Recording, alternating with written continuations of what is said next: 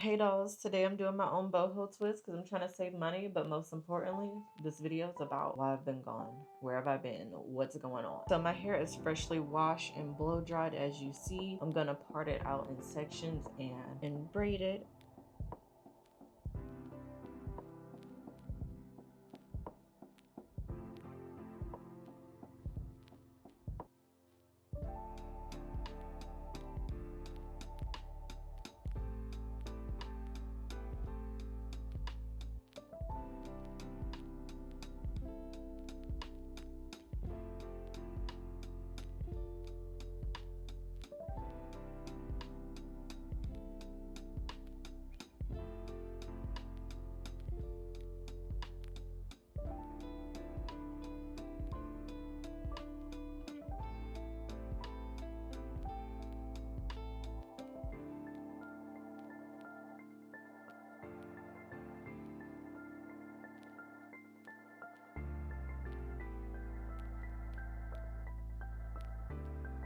Now that all of my hair is braided, we can start on the actual look. I like to take the curly pop and mix it with this hair like this. Unravel the curly pop so it'll look like that.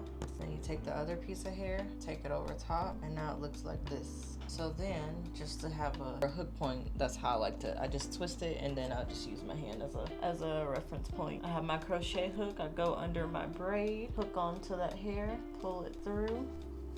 Just need to pull one side through though. And then I like to even it out so we don't have different lengths. And now we twist it around our braid, or twist it with our braid, like so. As you can see by the last video I posted, it was literally me trying to get a scholarship, and spoiler alert, I never got a scholarship for aesthetic school. I just literally struggle busted. I had a portion of a little FAFSA loan, but baby, that wasn't doing a lot based on what I was paying monthly, but it's okay. Here we are, I guess. So yes, last year I was in aesthetic school. I went to Paul Mitchell in Greenville, South Carolina, and I graduated with skin honors, makeup honors. I also got a Circadia certificate for oncology skin specialist. Also, while I was in school, I got my micro needling certificate. Now, while I was in school, I was trying to, surprise Greenville with something new, and I thought there was this bill that passed for mobile beauty, and apparently mobile cosmetology, which in the state of South Carolina aesthetics fall under, you're not allowed to be mobile. So even makeup is not legal, like the weddings that you see people do all the time. Even board members do weddings, events, fashion shows. I mean, as you've seen over the years, I've done some local shows here, and literally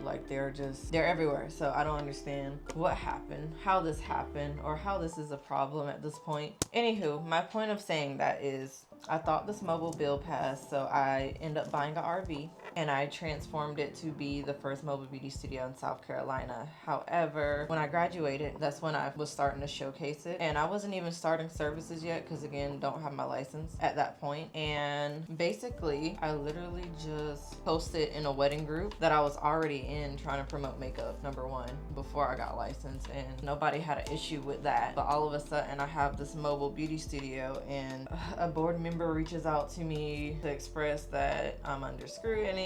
What I'm doing is I can't be doing that. And I wasn't even posting what I was trying to do at that point. I was just posting that I wanted to connect with a bridal shop and just do a little pop-up. And at that point, I didn't know what I wanted to do at the pop-up. I just wanted to just bring awareness to the business. So it wasn't even that I was doing services at the point. So I was just, in my opinion, being harassed for no reason. Again, it's crazy the fact that I'm getting pointed out for. Fast forward to let you know exactly what happened. I got reported shortly after that conversation with said board member that I was running a mobile salon and that, I wasn't licensed, I was an unfit person to do so, blah, blah, blah. Anywho, it got thrown away because I don't do hair, number one. Number two, I was just in the promotion phase of it and I didn't even do any services at that point. And I still haven't done any aesthetic services in the mobile beauty studio. I ended up having to get an attorney. It was a whole whole thing, blah blah blah. Fast forward, I have a spa location now in West Greenville where I do facials, brow services, makeup, all the things, and that way, you know, the board can leave me alone and I can do what I gotta do. But in the meantime, I am advocating for mobile cosmetology to be a thing, because in the state of South Carolina, we already have the barbers are able to be mobile, and there are some, you know, mobile barber shops like on Sprinter vans, which is so cool. Like, I love the idea. Like, I'm so happy for it. But yeah, that's kind of why I've been gone, guys. It's been stressful, and then, you know, this stuff is not cheap, so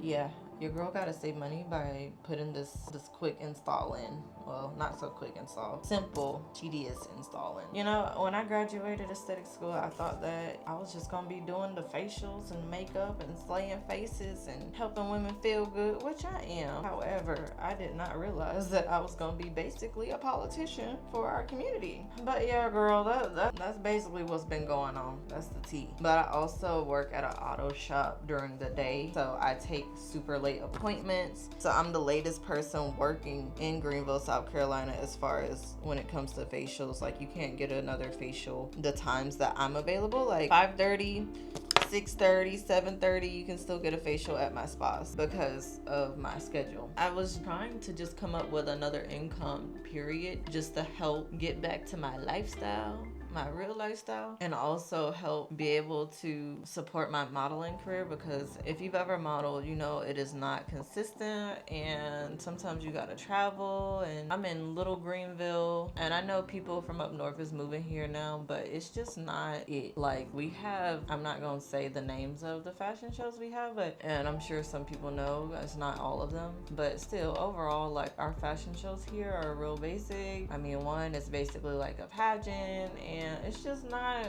giving real fashion, like real modeling. And anytime I'm freaking modeling in Greenville, everybody wants it for free. Like, nobody really wants to pay you. However, lately, since there's been more people moving here, the people that don't live here or not from here, they reach out and, you know, have a number. And cool, I like that. But on a regular basis, the locals, trash, absolutely trash. I mean, like, if you see me doing a photo shoot, it's either for me or I'm getting paid. Like, I'm not doing free stuff. Like, I'm too experienced. I've invested way too much into my career, and I'm just trying to elevate from there, you know? Like, I'm tired of having to try to explain my worth to people, and I'm just at that space of, I know my worth, I'm not gonna express it or explain it, and that's that. You know, anywho, like I said, I have been gone almost a year. If I didn't post today, then it would be exactly a year. So I'm glad I'm able to at least post something to connect with you guys, because I do miss you. Like, I do truly enjoy content creation, not just because like, oh, like I want to be famous. Obviously, I want to push my modeling career, hope this help funnel my modeling career, but I also like helping people, women. Like, it's always been something that I've been involved in.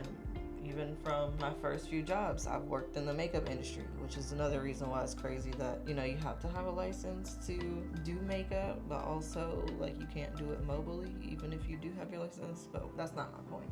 I just always love to make people feel good, and sometimes it's kind of also hard because people think, they look at me and think, oh, like, you're pretty and you're gonna be a mean girl. But no, it's like, no, I love helping other people feel pretty too. Like, I don't think they stopped making pretty girls after they made me, you know what I mean? So, like, it's just weird. I always get weird energy, and when I get on here and make YouTube videos or TikToks or different things like that, or even like the YouTube shorts, I'm able to connect with people who actually take the time to get to know me through my content instead of just judging me by how I look. So I really need that, because being in a small town, Greenville, even though it's growing so fast at this point, is still kind of like the girls.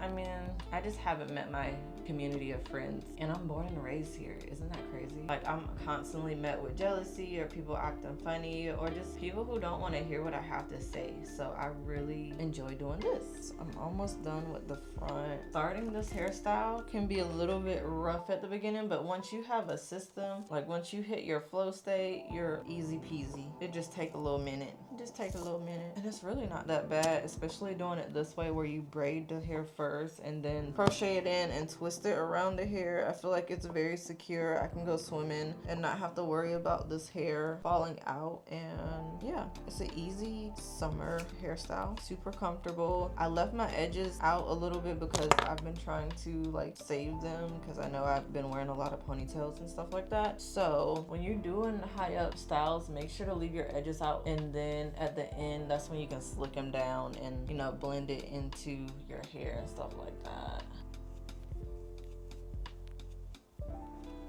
So I got all of the passion twists installed. Boho twist, whatever you like to call it. This is how the back looks. And it is really long, like, oh my god. Anyway, let's get to these edges. I like to leave them out, like I said earlier, simply because, again, you do not want to be tugging and pulling on your edges. Otherwise, they're gonna be bald. And I'm using the Edge Boost Edge Control, the brown bottle one. I'm just laying it on there.